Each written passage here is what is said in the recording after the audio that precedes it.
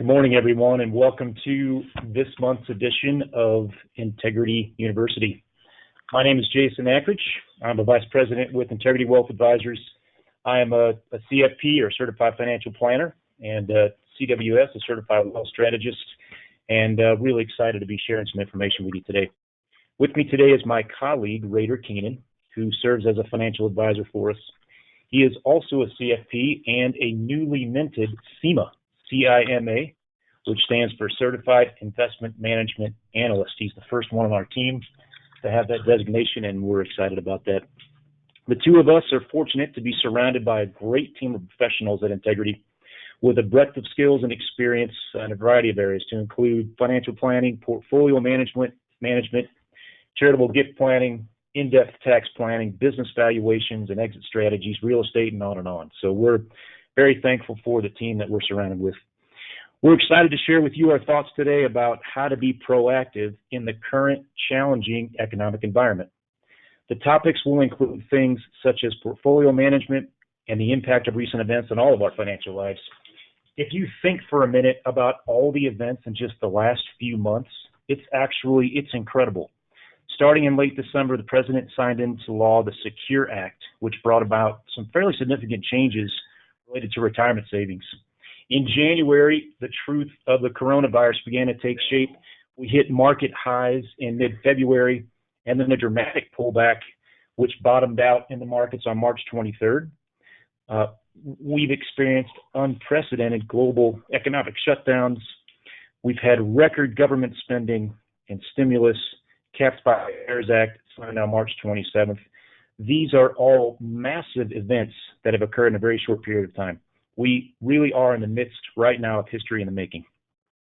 Before Rader and I dive into this presentation, though, and talk about things like financial markets, like government stimulus, we want to acknowledge the impact that the virus has had in ways that are more important than financial data. For some people, we know the impact of the virus has been dramatic, and that could be in things physical, social, mental, and absolutely financial. Personally, I'm having a hard time processing the wildly varied impact that the virus has had on people from all different walks of life. For some, the impact has been negligible. They still have good health, really no change to earned income, whether they're working from home or working from the office. So for some people, there's just not much of a change. For others, there's been absolutely a social impact. I have a son that's a senior in high school right now. Now, he knows he's blessed with good health. He has a part-time job where he's continuing to get hours, and he's got the chance to complete all his classes online. That's great. But it's been really disappointing for him with the way his high school experience has ended. And then there are others who have gone through dramatic things like hospitalizations, the loss of loved ones, or have experienced true financial hardship. Our very own Randy Rush, one of our two founders, has a story today on the homepage of krdo.com. And it's an interview with him by the news station about how the virus has impacted his wife, he and his wife, Tammy. If you care to see the video, and go to krdo.com, the video interview is titled Caring for a Loved One with Alzheimer's During the COVID-19 Pandemic. Again, that's called Caring for a Loved One with Alzheimer's during the COVID-19 pandemic. I think you'll like what they have to say. So as an organization, at Integrity, our heart goes out to everyone, no matter what level of impact the virus has had on them. And we are hopeful and we're prayerful that from this point forward, everyone can return to good health and financial strength. If you're joining us through the webinar, not just over the phone lines, but through the webinar, can see the slides. I've moved us now to the agenda. So we've got a four-part agenda today. Rader will provide a brief economic update and then share some portfolio strategies that we think are positive actions for many investors to take. And I'll take a few minutes to talk through the provisions of the CARES Act and discuss how recent events, including that CARES Act, might impact your financial plan. And then we'll leave time at the end today for questions. Now, from a question standpoint, we think it'll be easiest for you to text your questions. And our phone number for you to text questions is area code 719-510-1736. Again, that's 719-510-1736. So throughout the presentation, if you have a question, feel free to text your questions to that number. All right. Before we dive in, please keep in mind, we are not providing advice today that's specific to your situation. Every one of you on this call, everyone that listens to this recording in the future, you all have a very unique set of financial circumstances. So we can't give you specific advice to your situation today. What we are providing today are strategies that we believe are beneficial to many investors. Before we dive into some of the economic data, just keep in mind, for 2020, most likely, GDP, stock market returns, other things, probably going to be down or negative for the year, all right? But just know we are optimistic that the swift actions of the Federal Reserve, what Congress has done, as well as the strength of the American consumer, the American people, it will get us back to where we want to be. So with that, I'm going to hand it over to Rader. Thanks, Jason. Thank you. Good morning, everybody. Again, my name is Rader Keenan, one of the advisors at Integrity. I want to reiterate what Jason said.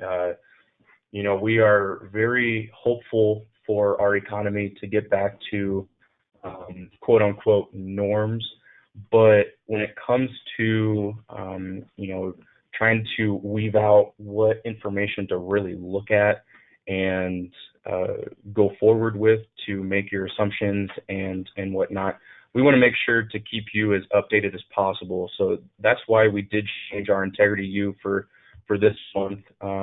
Before it was college planning, but now it is this economic update with some portfolio management data and also the updated with CARES Act and so forth. So with that, I will go ahead and start here. So before going into the data, I want to start with, I know you are all getting, bombarded with market news, blast emails, and probably neighbors hearing that the world is ending, because I know I am.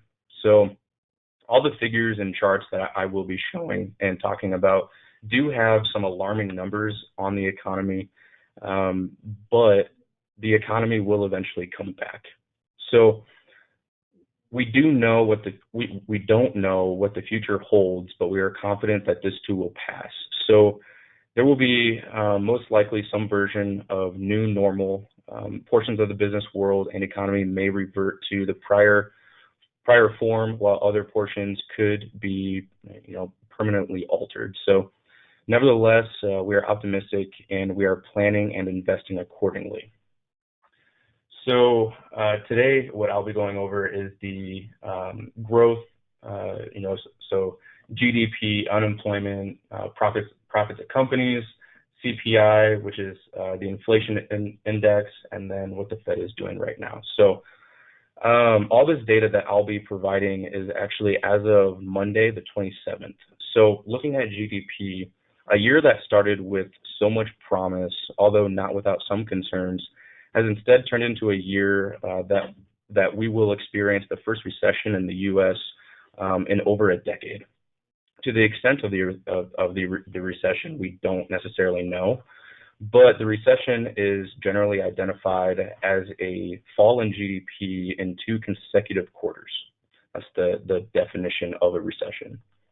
So the shape of the recession and the recovery is likely to be a fall with a stall and a surge, with Q1 slightly negative, Q2 sharply negative, and then a stall at the end of the year with then a rebound hopefully in 2020 once a vaccine is developed and then released for COVID-19. Unemployment. So over the last five weeks, initial jobless claims totaled a cumulative of 26 million. That's erasing all job gains made during the last decade. That's 10 years.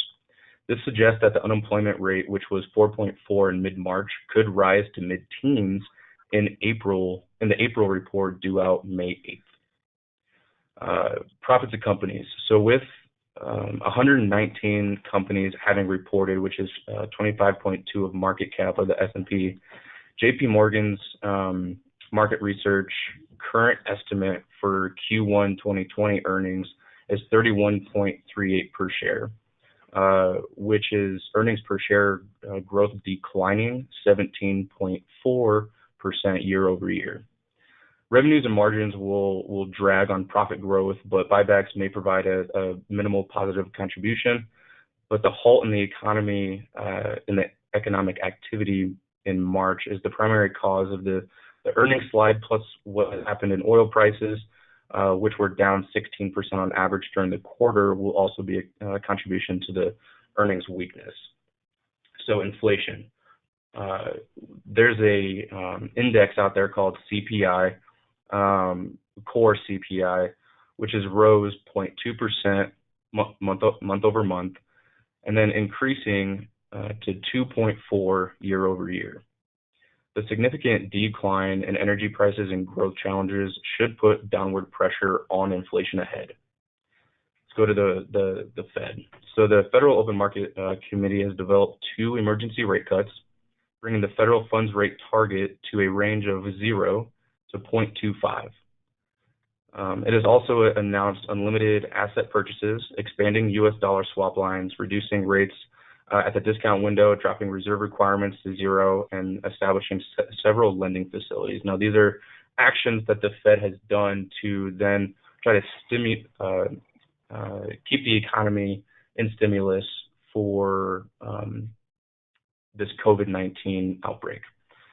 So there's a general consensus that the rates will remain low, and since Congress has passed over $2.7 trillion in stimulus packages to support the economy, these comprehensive actions should alleviate some liquidity pressures in the financial system and support the flow of credit broadly. Okay. So looking at, all right. So on the screen here, you can see the S&P 500. This is performance from 1996 to 2019, and then a little bit into 2020 data here, okay? So, which many of you know is an index of the top 500 largest companies in the U.S. by market cap. And I wanted to show this to you because I wanted to kind of tell a story with it. So from market peak of February 19th on the right side there to the bottom of March 23rd, the S&P 500 experienced a 34% decline. Now, as of Monday the 27th, we are now up 28.6% from the bottom on March 23rd. So we've come back significantly from a pricing standpoint, which then brings us to a negative 15% year to date as of the 27th.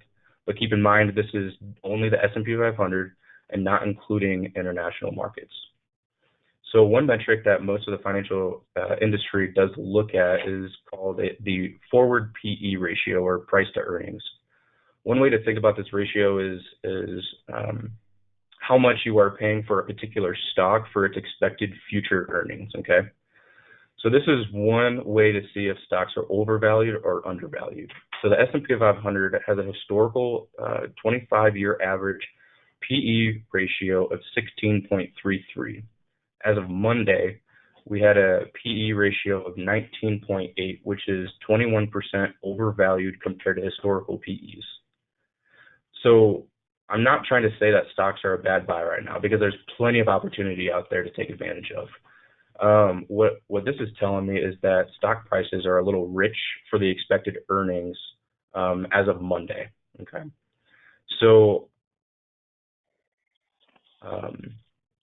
it would make sense for PE ratios to start coming down once the economy does come back online and gets going again, because then expected earnings should rise. So there is optimism there, and there is a little bit of fluctuation based on what the government did, but we are still optimistic when it comes to, seeing these forecasting ratios and not. We think that PE ratio will come back at some point to more normal standards. So looking at the next slide here, I want to show international stocks. So the index that we're looking at here is called the MSCI All Country World ex-US, which is then comparing to the S&P 500, which is all US. So this index is including everything outside of the U.S., so developed markets, emerging markets, small and large cap companies. As of the 27th, the index was down 26%. But if you look at the chart, they have actually a forward PE ratio of 14.2, which is actually 72% below the S&P 500's PE ratio. Plus, they have a 4.4% above their 20-year average of 13.6. The dividend yield of 3.5 is also 166% above the S&P 500, expecting that 2.1 that you see in that chart there. So from a technical analysis standpoint, the earnings and prices that you would be paying for international stocks are looking more attractive than the U.S. at this standpoint. And these are just some of the reasons that we would encourage international investing, so that you would include that in the portfolios. And that's one thing that Integrity does touch a lot on, is we do believe international investing should be included with any portfolio for diversification reasons, for income, for a whole lot of different reasons. But I wanted to share a couple of those standpoints because I think those are valuable. Okay. So that wraps up where we are today in our economy and what I wanted to touch on there, including a little bit of market data as well. But what I'm going to transition to now is portfolio management and what Integrity is doing for some action points that we think could add a lot of value to portfolios right now. Okay. So money is personal. Money is very personal. For many people, money evokes emotions that are not just during big market pullbacks. Whenever an investor views market pullbacks as an opportunity or something to be feared, the number one response to emotions that Integrity has seen that we feel most proud of for our clients is that they need to be doing something, right? So we at Integrity actually agree with that. There is something to be done, and it definitely is time to take action. But it is important to do things that will help and not hurt. So being advisors, there are certain things that we will touch on that will make you a successful long-term investor. Okay. So I'm going to share a few things that we're doing for our clients. And again, I want to reiterate what Jason said, that these actions are not just for those that are widely financially independent. We are doing these things for clients in all stages of life with varying levels of wealth. These actions are not intended to tell you to do specific things, but to share what we're doing with our clients. And your situation is very, very unique. So these actions aren't necessarily meant for everybody right now at this standpoint, but at some point it would make sense to then talk to an advisor to see if these actions make sense for your standpoint at that time. I hope that makes sense. And I believe one of the most important roles of an advisor, really a benefit that individuals don't inherently think about, but it is really to understand and help with investors' behavior.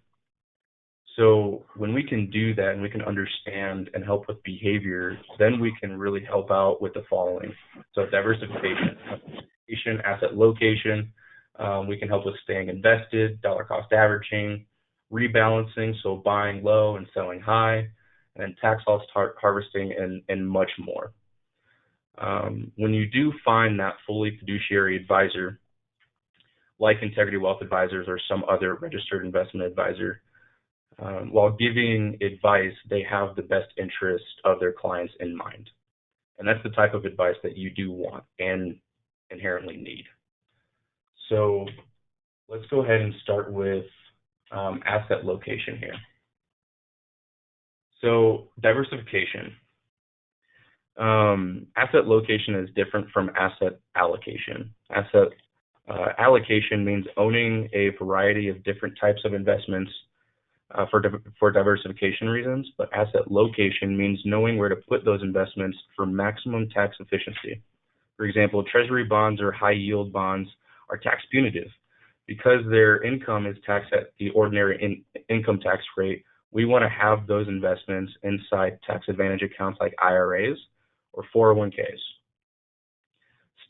Stocks are actually tax sensitive because the majority of stock dividends are taxed at qualified dividend tax rates, which are much lower than ordinary income tax rates, depending on your situation. So we want to own those in taxable accounts like joint accounts or trust accounts.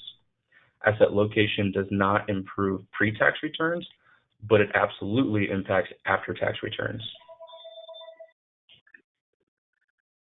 So the purpose of this chart that JP Morgan brought out was to show you the allocation, staying invested, and rebalancing is very important for a portfolio. Doing these things can help help the average investor experience less volatility over time. And then in this example, the less volatility will bring your portfolio it will make your portfolio have a faster recovery time. So let's take a look here. So looking at that 40-60 portfolio, it looks like that it took 9 months to recover versus a 60-40 portfolio, it took 19 months to recover, and the S&P 500 took 3 years to recover. Now, I don't want to scare you away from stocks, but if you look at the timeline there, you can see that 40-60 stocks have a that has a graph that has way less volatility. So it smooths out your ride over the long term, right? So even though the stocks did get hit even more than those 40-60 and 60-40 portfolios, the stock market is up past as of now compared to those other two portfolios. So for our clients that are fully invested, we do rebalance them back to their target allocations. This chart does have in the little footers there, it does explain that these portfolios are rebalanced once a year. I want to kind of go into what does rebalancing mean. So, for example, for our clients that we have determined should be a balanced allocation, we are targeting for them to have a 60% of their assets in stocks and 40% in bonds and cash. If we had done no rebalancing during the pullback, their stocks would probably be roughly around 42% of the portfolio instead of the 60%. And this means their bonds are now currently at 48% instead of their target at 40%. Rebalancing the portfolio means that we do sell the bonds that are currently up, and we put the proceeds back into the stock market to bring them back to their current 60% target. So the most conservative part of the bond market can do quite well during a stock market pullback, and rebalancing leads us to selling high and buying low.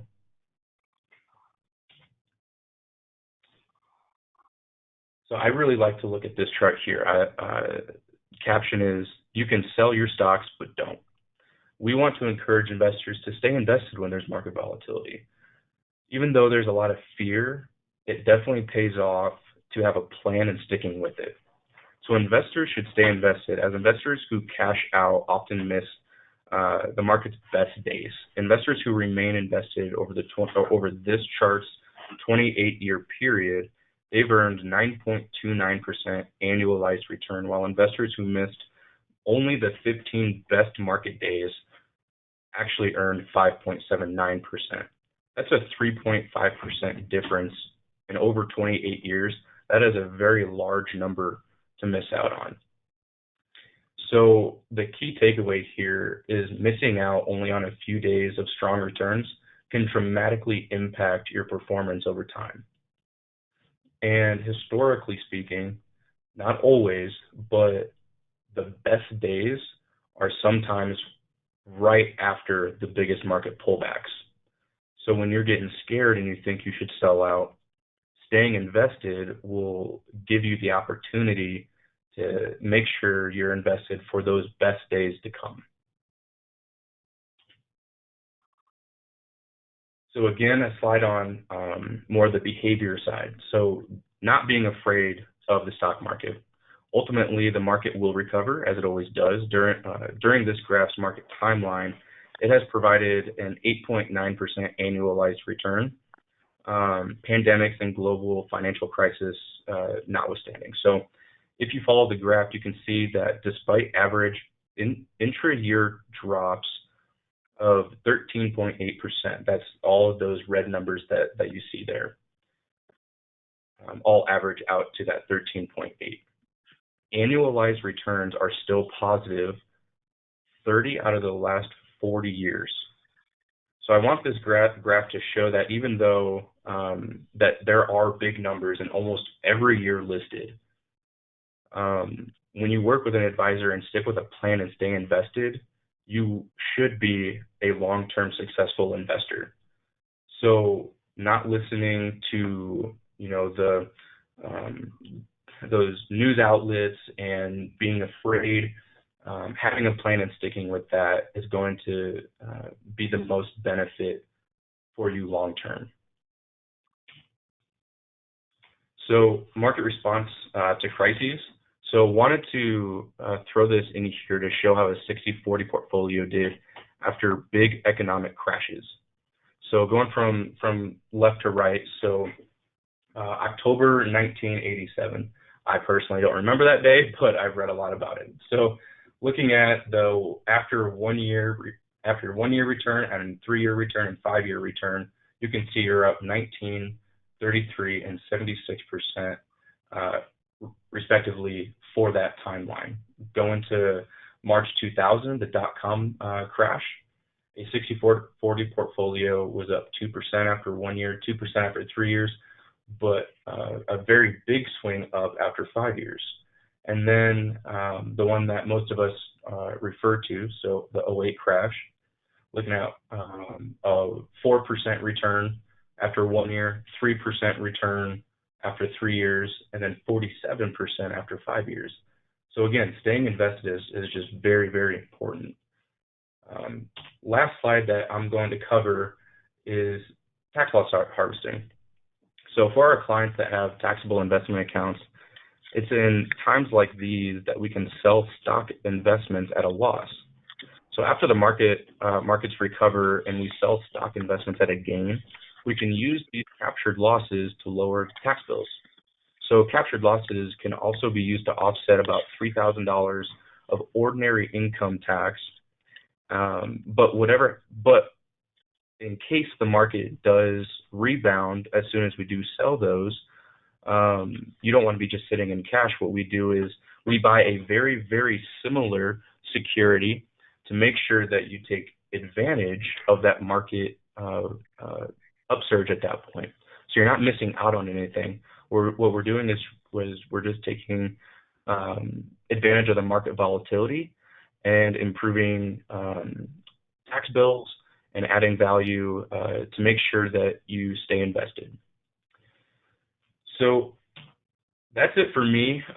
So with that, I hope that helps. I want to reiterate that we are all very still optimistic, even though some of those numbers, are not ideal right now. But when it comes to our economy's future, we are very optimistic. So with that, I'll turn this over to Jason to talk about the CARES Act and how that affects financial planning. Thank you. All right. Hello again, everybody. Thank you, Raider. Let's dive into some aspects of the CARES Act. We'll hit a quick overview of all components of the CARES Act, and then we'll spend a little bit more time on some things that I think will impact all of us individually as investors. So, March 27th, President signed into law the CARES Act for the bargain basement price of $2.3 trillion. So what makes up that massive package? On the chart or the table on the left-hand side, you can see from top to bottom, $290 billion for stimulus checks, $1,200 per adult, $500 per dependent child. There's income limits that will limit what some people receive from stimulus checks. The next line down, $260 billion for unemployment, provides additional $600 a week of unemployment benefits for up to 4 weeks. The next two line items that total almost $900 billion really are focused on businesses, both large and small. and I would say probably what gets the most attention is the Paycheck Protection Program, or the PPP program, and this is really for businesses in general with 500 employees or less, and it's focused on really forgivable loans. Now, I wanted to share a story. If you don't know, Integrity Bank took part in that program and issued hundreds of loans. And I can tell you from the wealth advisory side of our practice, they worked tirelessly. They worked very long hours. Many employees on the bank side put everything else off to the side to get as many loans processed as possible, working long hours. Again, they ended up processing hundreds of loans. Now, they did not do this because it is a lucrative line item for the bank. They did this because they want to support the small businesses in the community, which falls right in line with the mission statement for the overall Integrity organization, which is to have an enduring impact on the community. And I just want to commend them for the work that they did. The final three line items for the CARES Act on the left side table, direct aid to state and municipal governments, health-related spending, and the final bucket is kind of a catch-all, a little over $500 billion, which includes coverage for some other spending and tax breaks, which we will dive into here in a minute.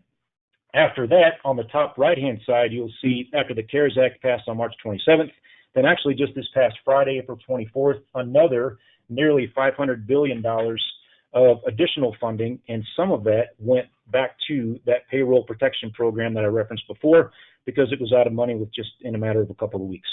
So let's now dig into, I think, one of the more interesting parts of the CARES Act, and that's how it impacts us, how it impacts individuals. I mentioned already stimulus checks, as stated before, $1,200 per adult, $500 per dependent child with income limits.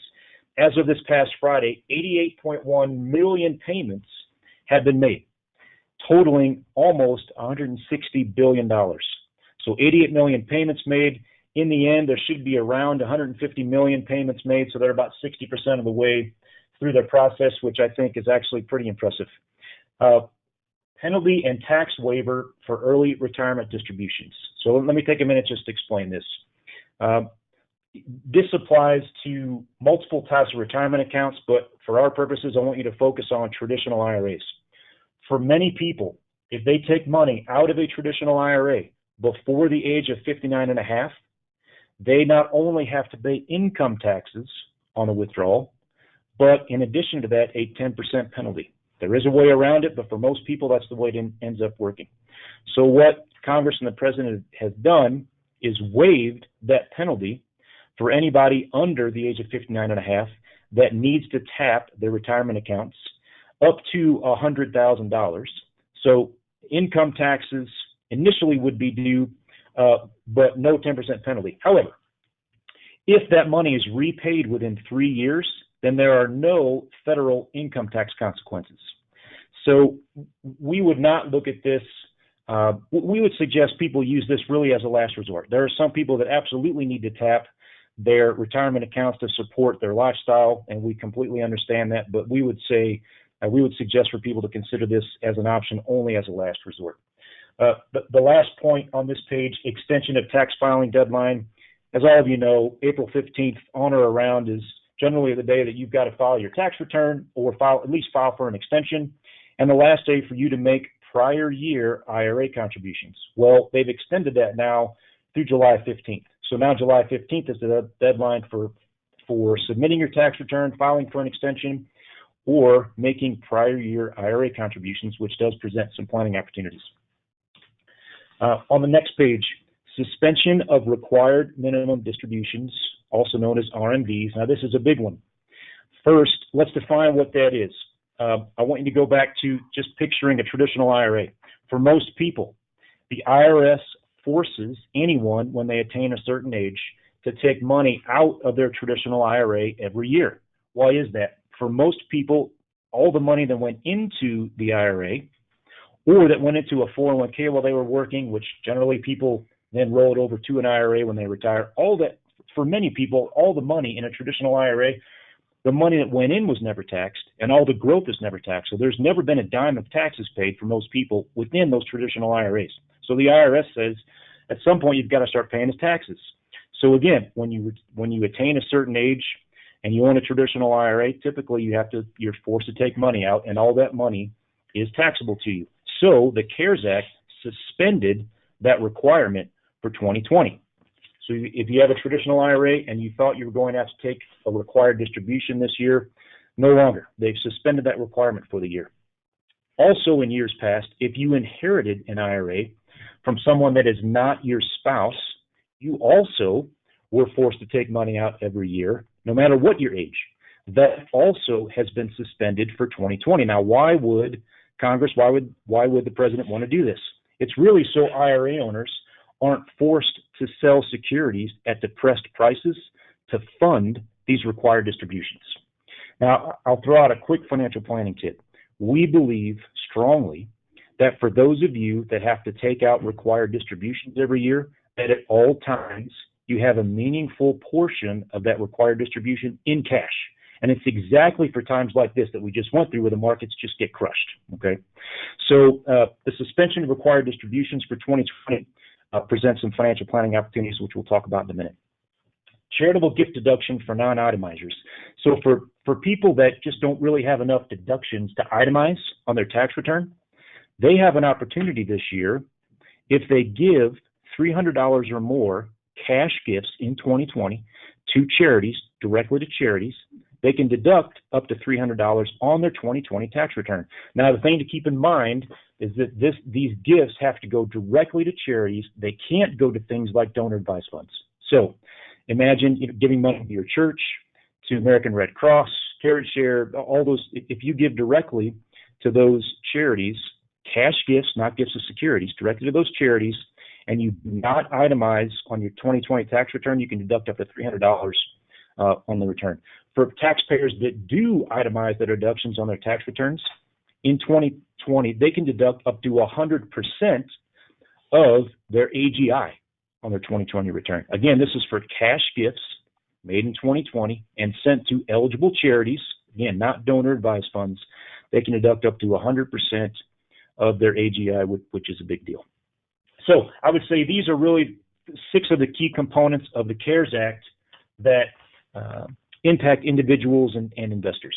So let's talk about then what types of things we can do with not only these 6 key components of the CARES Act, but also what kind of planning strategies we might take into account that we might implement, given not only the CARES Act, but also everything else that's going on, the Secure Act, what's happened in the public markets, and everything else that's happened in the last couple of months.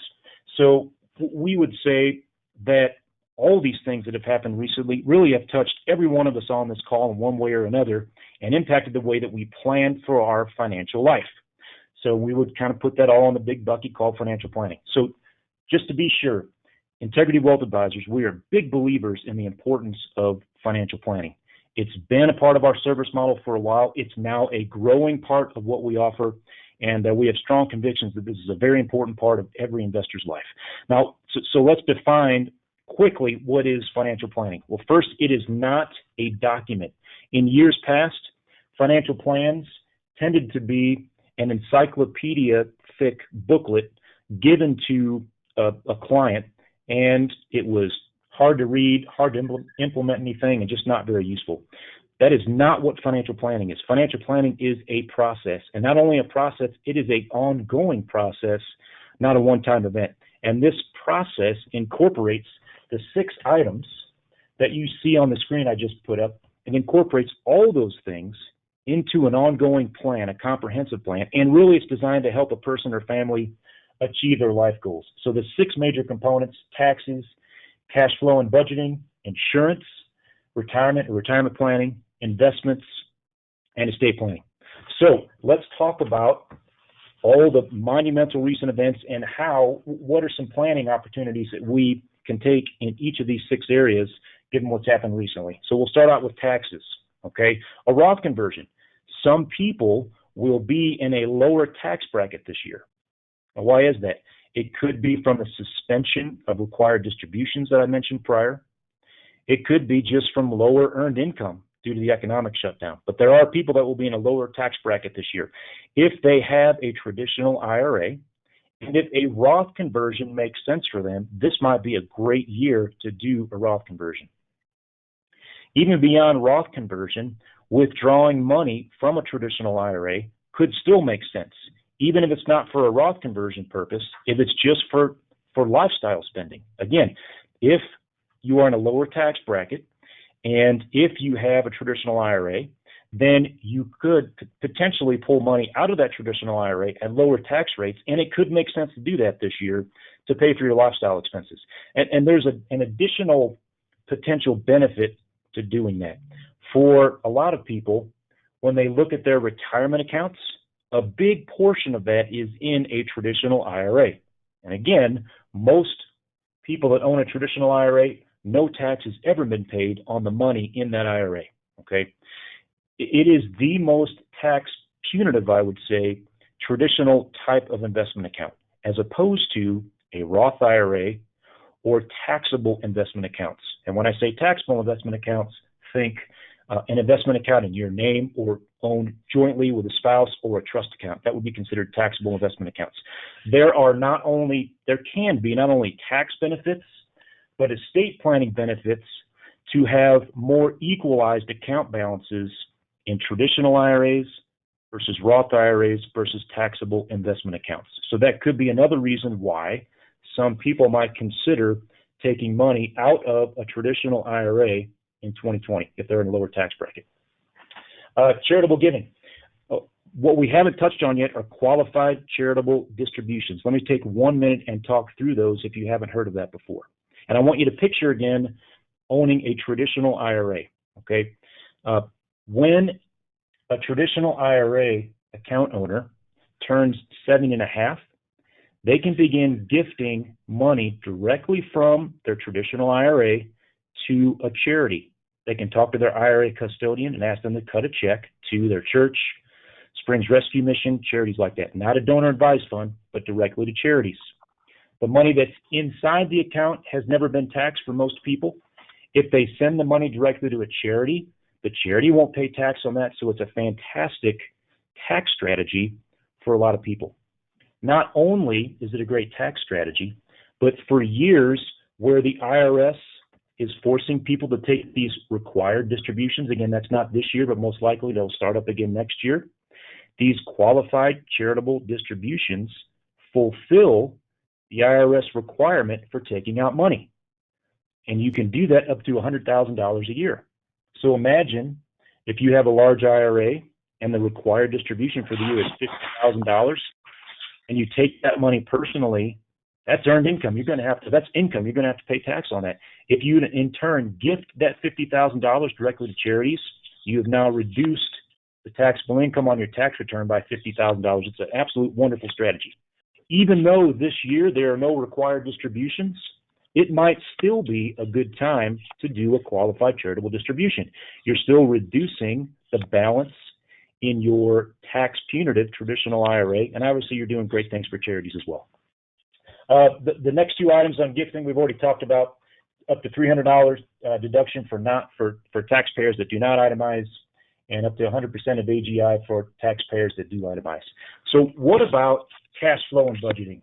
Well, for many people, unfortunately, there's been a massive income disruption due to the economic shutdown of the virus. And so for those that have investment accounts, there are questions to think through. What accounts should I dip into, or should I borrow money? I mean, what should I do to get by? And so recent events have absolutely impacted cash flow and budgeting decisions. For some people, the stimulus check, maybe they're not quite sure what to do with it. For some people, it's just not a very large amount of money for them. And so there can be decisions to be made. Should they use it for some extra spending? Should they pay down debt? Should we use it for gifting purposes? Maybe fund a 529 for someone? So there are some good decisions to be made in the cash flow and budgeting area. What about insurance? Right? The health challenges brought on by the virus has caused some people to think about their overall financial situation. Do they have enough life insurance in place? Going through the financial planning process can help answer that question, going through an insurance analysis. Do I have enough today if something happened to me? Or would I have enough in 5 years or 10 years from now? A lot of good things to consider from an insurance perspective as we're going through the things we are right now. On a side note, we are fans of term life insurance, generally not fans of permanent insurance like whole life or universal life for many client situations. We can help analyze that if you have any questions. Other types of insurance include long-term care, and so questions that can be answered in the financial planning process along those lines as well. What about retirement planning? I mean, the impact of the virus, the economic shutdown, the planning opportunities, a lot of these things can impact your financial life in several ways, including in your retirement planning. A good retirement plan, and a thorough one, will include what's called a Monte Carlo analysis. And all this is, it is a stress test of your financial situation that takes into account times of very poor market returns like we're going through right now. Very important part of the retirement planning process. Other questions to consider right now. We mentioned a Roth conversion. A Roth conversion from a tax perspective, maybe this is a good year to do it, but does it really improve your current or future financial situation? Something to consider. We talked about gifting. This might be a great year to gift if you never have before, or ramp up your gifting. But even though from a tax perspective, it might be a good thing, how much can you afford to give away now or maybe in the future? Things to consider. And lastly, given the extended tax filing deadline, does it make sense to still make a 2019 IRA contribution before July 15th? Does that make sense? Will that improve your financial situation? In some cases, even if you can't deduct a contribution you make to a traditional IRA, it might still make sense to make an after-tax IRA contribution. So again, another point to think through. What about from an investment perspective? Rader's already walked through portfolio strategies to consider when markets do poorly. Good decisions to make. The only point I would add is to keep in mind, take only the amount of risk that you need to fund your desired lifestyle. We do not recommend that people overweight to stocks simply for fear of missing out, or simply because they think stocks might be priced pretty cheap right now. Don't take on any more risk than you need for your long-term financial independence. Lastly, estate planning. Again, the health challenge of the virus could be a good reminder, really, to get your legal house in order. All right? You want to make sure your heirs, if something, God forbid, happened to you and or your spouse, you want to make sure that your heirs don't have to deal with a complicated estate or a disorganized estate, or if there are no documents in place, that can be a real challenge for the people left behind. So what are some things that you can do given the recent events, things you can consider, some good practices right now? First, I'd say review your beneficiaries that you have listed on your IRAs, your 401ks, your life insurance. Make sure those beneficiary designations still make sense for you in your situation. Make sure you've got a trust or will or wills in place. And if you do have them in place, but it's been 5 to 7 years since they've been reviewed, we'd suggest it's probably worth talking with an attorney to review those documents to make sure they are still up to date. Estate planning can also include things like durable powers of attorney. If you or a spouse becomes incapacitated, you can name in your estate plan who you want to make decisions for you on your behalf, whether it's financial or otherwise. A healthcare power of attorney could be very important. And again, that's you giving someone else the authority to make medical decisions for you should you become incapacitated. And the only other point I would make in just this brief review of estate planning, if you have kids that are minors, and again, something, God forbid, happens to you and a spouse, just make sure your will or trust includes a selection of a guardian. Again, somebody to make decisions regarding your minor children. There are some very good attorneys in town that we work with that do what we believe to be the right work at the right price. So I'd say if you don't have one in place, an estate plan, or if it's been a while since you've had that reviewed and you're not sure who to go to, please let us know. We'd love to put you in touch with some good people in town. So with that, we're going to wrap up this part of the conversation around, with all the monumental recent events, how might that impact decisions you're making on the financial planning for your life. So in summary, let me just wrap it up this way. I'll go back to the agenda. Economic update. Yes, there are some bad numbers right now, but we fully believe there are better times ahead. Portfolio management.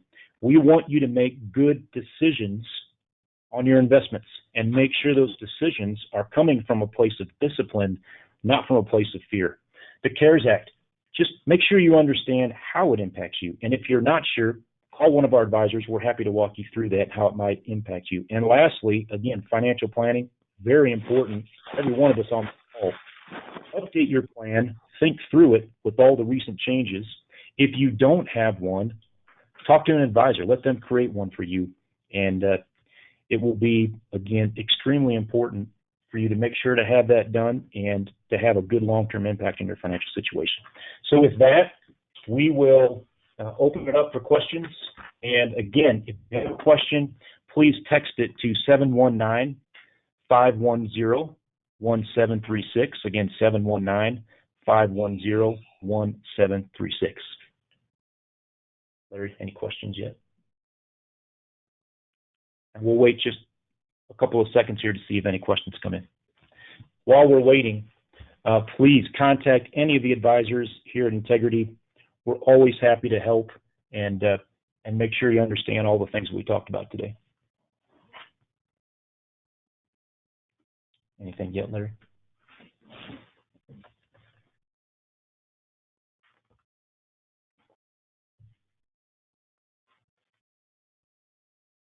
All right, I have a question that asks, did I say that we can draw from the traditional IRA and have no tax consequences? Now, forgive me for not making one key point. Again, there is the opportunity in 2020 to do that, up to $100,000. But, and again, forgive me for not mentioning this earlier, it has to be as a result of adverse impacts to your life from the virus. Okay? So if there is a dramatic negative impact on your life from the virus, then there is support for pulling that money out. And again, it's for calendar year 2020. And if it's paid back within 3 years, no federal income tax consequences. Any others? Okay. All right. Well, again, thank you, everybody. I know we really dug deep into a lot of data, and always open for questions. Sure appreciate you staying with us and listening to what we had to share today. We appreciate each of you and look forward to talking with you soon. Thanks and have a great day.